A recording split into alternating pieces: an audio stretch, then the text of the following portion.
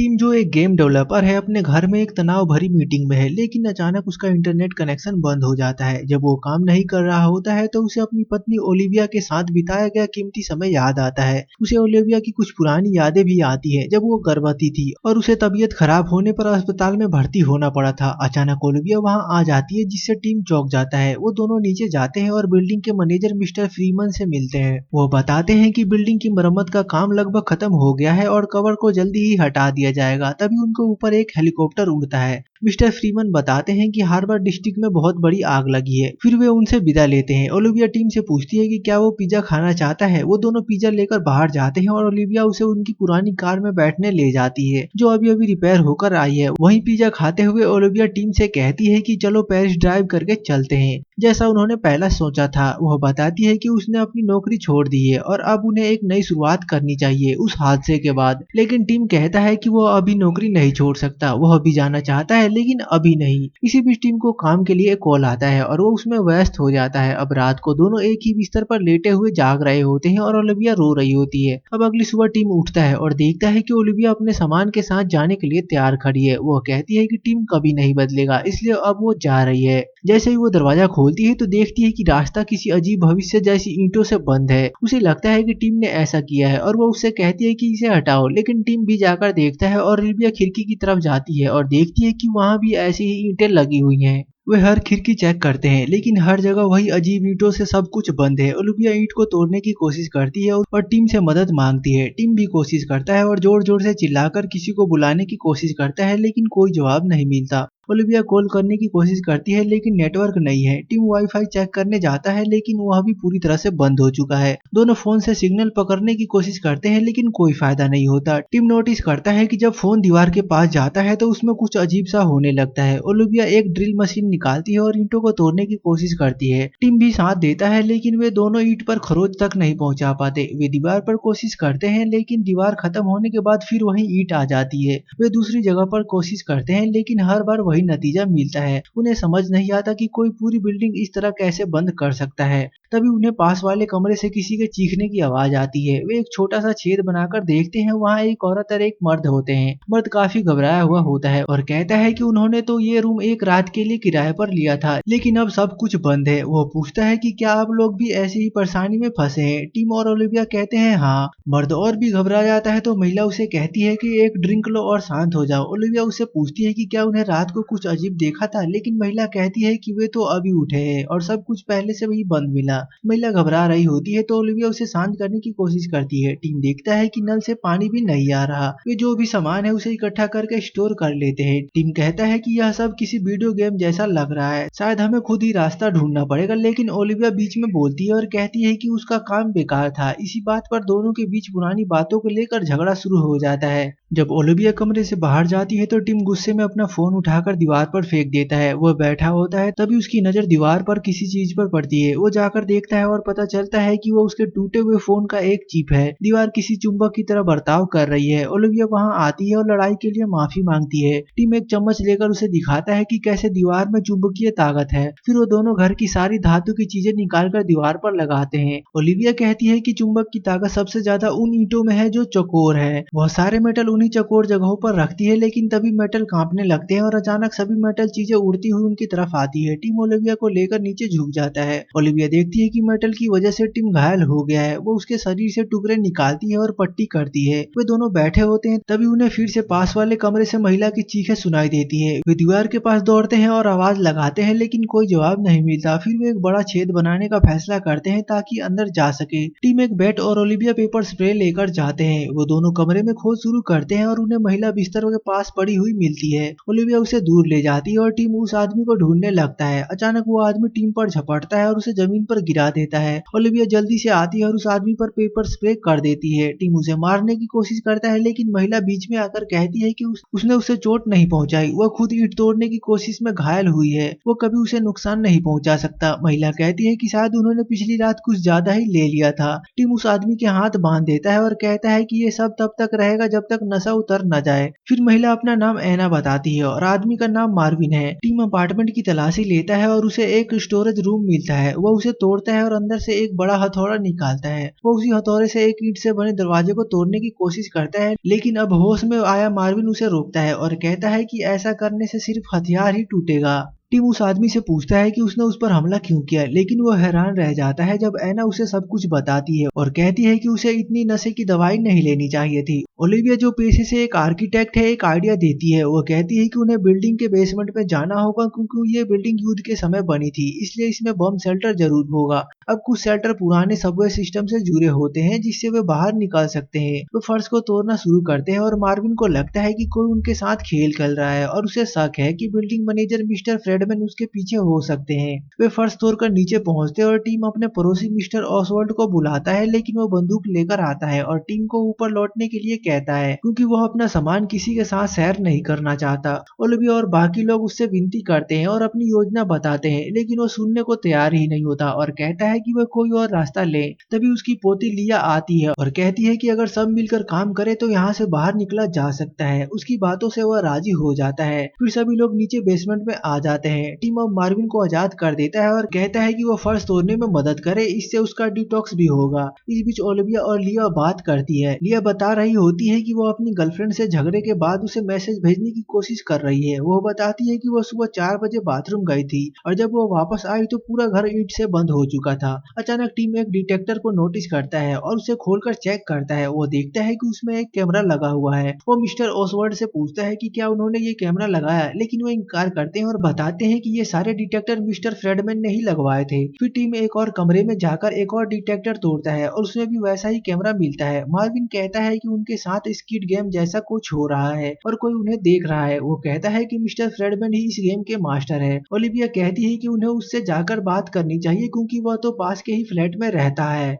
वे दीवार तोड़कर mister Friedmann के कमरे में घुसते हैं, लेकिन वहां का नजारा देखकर सब चौंक जाते हैं। वो दरवाजे के पास खून से लथपथ मरा हुआ पड़ा होता है और उसकी दोनों हथेलियां गायब होती है। मार्विन को उल्टी जैसा महसूस होता है और वो वॉशरूम की तरफ दौड़ता है। एना भी उसके पीछे जाती है। इस बीच ओलिविया को पैनिक अटैक आने लगते हैं। टिम उसे शांत करने की कोशिश करता है, लेकिन वो वहां से बाहर चली जाती है। टिम तब फ्रेडमैन का फोन चेक करता है और उसमें दीवार की कुछ तस्वीरें पाता है। फिर वे सभी वापस फर्श तोड़ने के काम में लग जाते हैं, लेकिन अब वे बहुत डरे हुए हैं। ओलिविया टीम को एक न्यूज आर्टिकल दिखाती है जिसमें हार्बर में लगी आग के बारे में लिखा होता है। वो सोचती है कि कहीं यह सब उससे जुड़ा तो नहीं है। तभी अचानक एक जोरदार आवाज के साथ फर्श टूट जाता है और टीम, मार्विन और एना नीचे गिर जाते हैं। ओलिविया जल्दी से नीचे आकर टीम की मदद करती है। मार्विन और एना भी खुद को संभालते हैं और लिया भी नीचे जाने के लिए तैयार होती है, लेकिन मिस्टर ओसवाल्ड उसे बंदूक देते हुए कहते हैं कि वो अकेले जाए, लेकिन लिया जिद करती है और उन्हें भी अपने साथ ले जाती है। जैसे ही वे नीचे पहुंचते हैं, एक अजनबी वहां आता है और उनके तरीके की तारीफ करता है। वो खुद को यूरी एंटन का दोस्त बताता है और कहता है कि वो कुछ दिनों के लिए एंटन से मिलने आया था। वो पूछता है कि वे फर्श क्यों तोड़ रहे हैं और उनकी योजना क्या है। जब वे उसे योजना बताते हैं तो वो हंसता है और कहता है कि ये ईंटें दरअसल उनकी सुरक्षा के लिए है। यह एक हाई टेक सिस्टम है जो किसी तरह के हमले से उन्हें बचाने के लिए लगाया गया है। टिम पूछता है कि क्या उसके पास कोई इसका सबूत है। इस पर यूरी कुछ कॉन्स्पिरेसी थ्योरी बताने लगता है, जैसे कि डीप स्टेट और न्यू वर्ल्ड ऑर्डर। ओलिविया उससे पूछती है कि एंटन कहाँ है। यूरी तब उन्हें एंटन की लाश दिखाता है और कहता है कि शायद इसे दिल का दौरा पड़ा था, वो इन ईंटों पर रिसर्च कर रहा था। सभी लोग दुख जताते हैं। अब उनके बीच बहस शुरू हो जाती है कि क्या बाहर की दुनिया सच में जहरीली या संक्रमित हो चुकी है और क्या उन्हें बाहर जाना चाहिए या नहीं। मार्विन, एना और ओलिविया कहते हैं कि वे बाहर जाने का जोखिम उठाएंगे। उनका मानना है कि यहाँ फंसे रहने से बाहर जाना बेहतर है। फिर वे सभी कमरे से बाहर चले जाते हैं।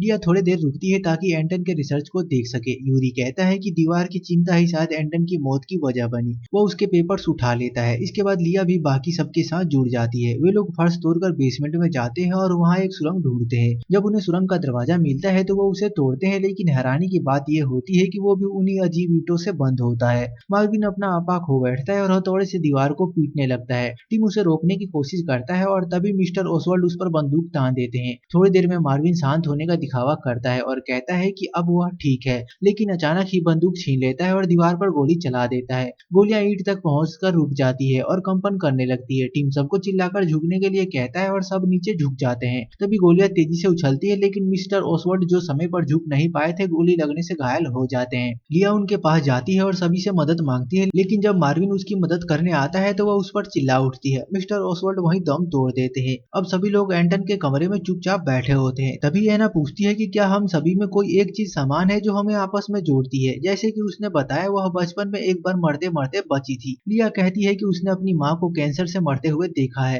यूरी कहता है कि जब वो पुलिस में था तब उसने किसी को मार डाला था। फिर लिया कहती है कि मार्विन के बारे में तो सब जानते हैं। मार्विन फिर से माफी मांगता है, लेकिन लिया उस पर चिल्ला उठती है। फिर वे टिम और ओलिविया से पूछते हैं। ओलिविया कुछ बोलने ही वाली होती है कि टिम उसे रोकता है, लेकिन वह फिर भी बोल पड़ती है। वह बताती है कि उन्होंने एक बच्चे को मिस कैरेज में खो दिया था। यह सुनकर टिम एक और कमरे में चला जाता है। ओलिविया उसके पीछे जाती है और दोनों के बीच झगड़ा शुरू हो जाता है। ओलिविया उस पर आरोप लगाती है कि बच्चे के खोने के बाद उसने खुद को सिर्फ काम में डुबो लिया और कभी इस बारे में बात नहीं की। उसे अकेले ही इस दुख से लड़ना पड़ा।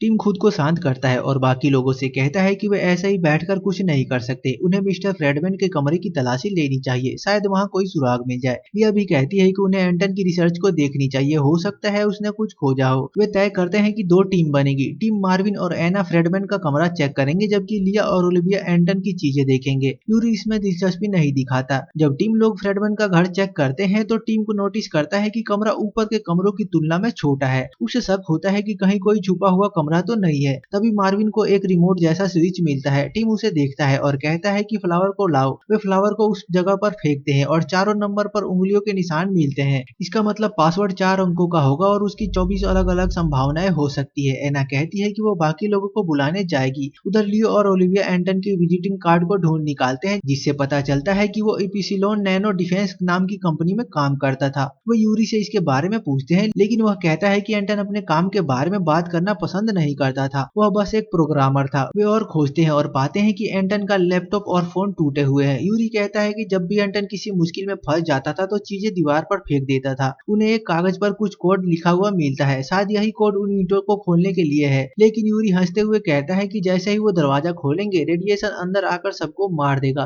तभी एना आती है और बताती है कि उन्हें कुछ मिला है। ओलिविया और यूरी उसके साथ जाने लगते हैं, जबकि लिया वहीं रुककर खोज करने लगती है। टीम पासवर्ड के अलग अलग संभावनाएं आजमाता है और आखिरकार वो दरवाजा खोलने में कामयाब हो जाता है। वे अंदर जाते हैं और वहाँ कंप्यूटर और मॉनिटर लगे होते हैं, जिनमें उनके कमरों की वीडियो फुटेज चल रही होती है। बाकी लोग भी वहाँ आ जाते हैं और वीडियो देखकर चौंक जाते हैं। एना टीम से कहती है कि प्लीज उनके प्राइवेट पलों की फुटेज को डिलीट कर दे। वे टीम और ओलिविया के कमरे की फुटेज देखते हैं और उस सटीक समय को पहचान लेते हैं जब ईंटों ने पूरी बिल्डिंग को घेरना शुरू किया था। जब वे वीडियो को स्लो करते हैं तो देखते हैं कि ईंटें किसी सुपर टेक्नोलॉजी या नैनो टेक्नोलॉजी जैसी चीजों से फैल रही है। उधर लिया जो एंटन के कमरे में है उसके मरीज शरीर की ओर जाती है और उसके गले से स्कार्फ हटाती है और वह देखती है कि उसके गले पर घुटन के निशान है। अब सब लोग एंटन की मौत को फिर से स्क्रीन पर देखते हैं। वो फर्श पर मरा पड़ा होता है। वो यूरी से इस बारे में पूछना चाहते हैं, लेकिन देखते हैं कि वो वहाँ नहीं है। मार्विन उसे ढूंढने के लिए जाता है। वे फुटेज में देखते हैं कि एंटन अपने फोन के साथ ईंटों के पास जाता है और वहाँ रोशनी की चमक होती है। वे समझ जाते हैं कि एंटन ईंटों को खोलने में कामयाब हो गया था। मार्विन यूरी को ढूंढते हुए उसके कमरे में जाता है और देखता है कि वो एंटन की रिसर्च जला रहा है। उधर टीम और बाकी लोग एक फुटेज देखते हैं जिसमें यूरी एंटन का गला दबा रहा है। मार्विन देखता है कि लिया बिस्तर के पास मरी पड़ी है। वो चिल्लाता है, लेकिन यूरी कहता है कि वो सबकी सुरक्षा के लिए ऐसा कर रहा है। टीम बंदूक लेकर दौड़ता है और देखता है कि यूरी मार्विन का गला दबा रहा है। फिर यूरी टीम पर हमला करता है और गला दबाने लगता है। मार्विन उठता है और यूरी को मारता है और दोनों मिलकर उसे काबू में ले लेते हैं। बाकी लोग भी आ जाते हैं और कहते हैं कि उसे गोली मत मारो, शायद वही बाहर निकलने का रास्ता जानता हो। टीम उसे बेहोश कर देता है और वे उसे कुर्सी पर बांध देते हैं। ओलिविया लियो की मौत को लेकर बहुत दुखी होती है और वो खुद को दोष देती है, लेकिन टीम कहता है कि ये उसकी गलती नहीं है। एना को शक होता है कि शायद यूरी ने एंटन को इसलिए मारा क्योंकि उसने बाहर निकलने का रास्ता खोज लिया था। वे जले हुए कागज की जांच करते हैं। जले हुए पेपर पर कोई कोड लिखा होता है जो किसी सीक्वेंस या मार्स कोड जैसे लगते हैं। ओलिविया एंटन को विजिटिंग कार्ड दिखाती है। टीम बताता है कि एंटन की कंपनी उसी जगह पे है जहाँ बड़ी आग लगी थी।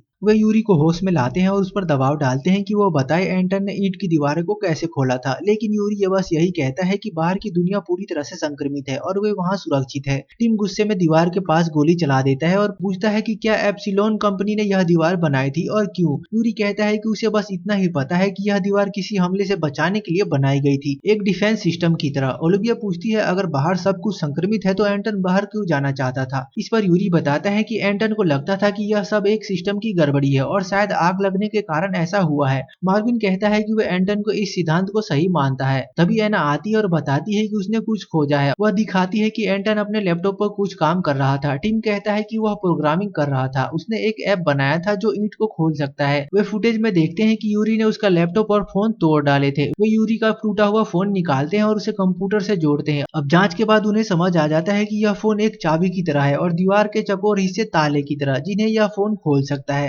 एंटन ने अपने फोन की फ्लैश का इस्तेमाल किया था, जो एक इलेक्ट्रोमैग्नेटिक वेव होती है दीवार खोलने के लिए। टीम उस ऐप को फिर से रिवर्स इंजीनियरिंग करता है और वे सभी ईंट के दीवार के पास जाते हैं और ऐप चालू करते हैं। ऐप में चकोर हिस्से बटन की तरह दिखने लगते हैं और वे उसमें कुछ बटन को बेहतरीन ढंग से क्लिक करते हैं। तभी फोन का फ्लैश चालू हो जाती है और दीवार धीरे धीरे पोर्टल जैसा बदल जाती है। एना आगे बढ़ती है और दीवार को छूती है। वो कहती है कि उसे गर्माहट महसूस हो रही है और अब उन्हें इस रास्ते से बाहर जाना चाहिए। मार्विन, जो यूरी की निगरानी कर रहा था, वो वहां आता है और एना से कहता है कि वो अपना हाथ हटाए, लेकिन एना कहती है कि वो हाथ नहीं हटा पा रही, जैसे कोई उसे अंदर खींच रहा है। बाकी लोग उसे खींचकर वापस लाने की कोशिश करते हैं, लेकिन वह अंदर चली जाती है और अचानक दीवार वापस बंद होने लगती है। जैसे ही दरवाजा पूरी तरह से बंद होता है, वे जमीन पर गिरते हैं और एना का आधा शरीर उनके सामने पड़ा होता है। मार्विन यह देखकर पूरी तरह से टूट जाता है और यूरी हंसने लगता है। गुस्से में आकर मार्विन यूरी को गोली मार देता है और फिर खुद को भी गोली मार लेता है।